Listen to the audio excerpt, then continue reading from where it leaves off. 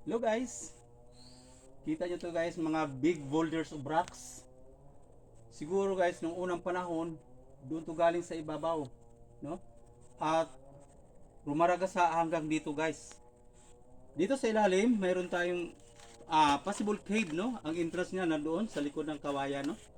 Meron siyang isang sapa papunta sa lalim. Kaya kita nito guys, itong mga naanod nito. Pag time ng malakas na ulan, bumabaha dito guys. Galing dito sa ibabaw, doon sa ibabaw, papunta rito, papasok dito sa butas ng kuweba ang baha, no, ang tubig. Itong nakita niyo yung mga puno ng kawayan guys, naanod lang to sa baha guys. Tapos dito siya medyo nasala, hindi na siya makapasok papunta sa entrance ng underground cave. Tumutubo siya guys, yan mga kawayan na yan. Yan mga kawayan na yan, lunas.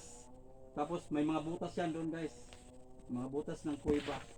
Tapos ito, parang effect of landslide dahil sa mga wala ng punong kahoy, no? Wala na ng punong kahoy, nag-landslide dito guys. Yeah. Oh, nag-landslide nga dito. Maraming mga butas guys. Kita itong mga big boulders of rocks para sa mga bato sa ilalim ng kuweba.